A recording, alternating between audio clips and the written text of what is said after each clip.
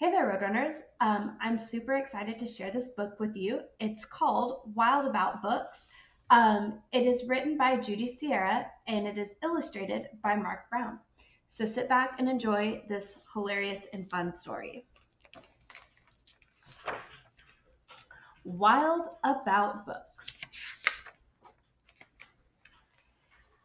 It started the summer of 2002 when the Springfield librarian, Molly McGrew, by mistake drove her bookmobile into the zoo. Molly opened the door and she let down the stair, turned on the computer, and sat in the chair. Look, guys, she's got a book bus just like I do. At first, all the animals watched from a distance, but Molly could conquer the strongest resistance. By reading aloud from the good Dr. Seuss, she quickly attracted a mink and a moose, a wombat, an onyx, a lemur, a lynx, 8 elephant calves, and a family of skinks.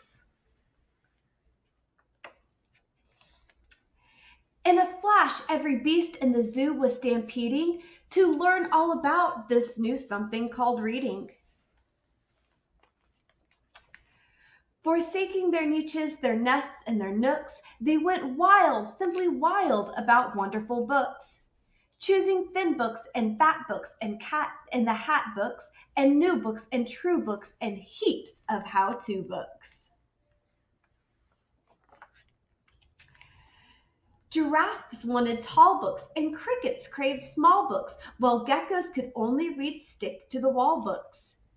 The pandas demanded more books in Chinese. Molly filled their request, always eager to please. She even found waterproof books for the otters, who never went swimming without Harry Potter. Raccoons read alone and baboons read in bunches, and llamas read dramas while eating their lunches. Hyenas shared jokes with red-bellied snakes, and they howled and they hissed till their funny bones ached.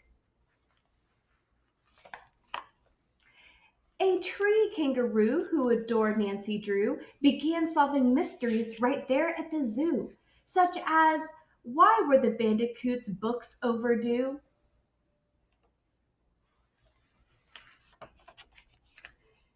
Gently, Molly taught lessons in treating books right, for the boa constrictor squeezed Crichter too tight.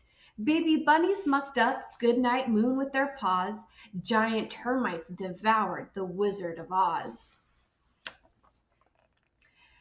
And Bear's love of books was completely outrageous. He licked all the pictures right off of the pages. Tasmanian devils found books so exciting, they soon had given up fighting for writing. They made up adventures so thrilling and new that the others decided to be authors too. Pythons wrote with their tails, penguins with their bills, and porcupines wrote with their very own quills.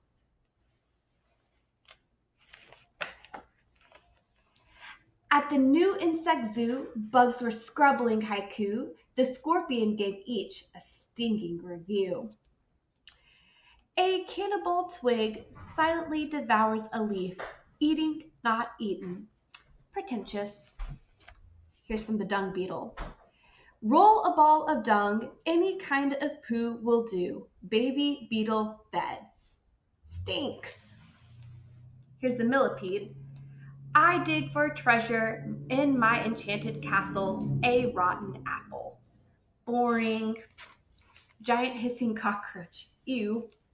Hiss, hiss, hiss, hiss, hiss. Hiss, hiss, hiss, hiss, hiss, hiss, hiss. Hiss, hiss, hiss, hiss, hiss.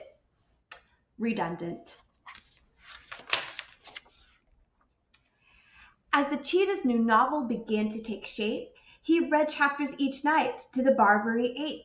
And although the gazelle couldn't spell very well, like everyone else, she had stories to tell. Imagine the hippo's enormous surprise when her memoir was given the Zooliter Prize.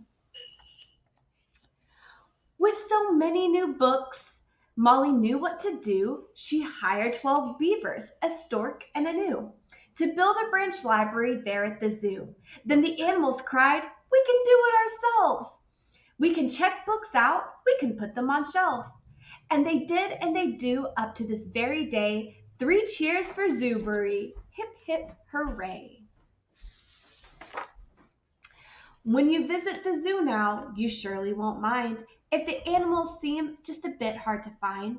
They are snug in their niches, their nests, and their nooks, going wild, simply wild, for wonderful books.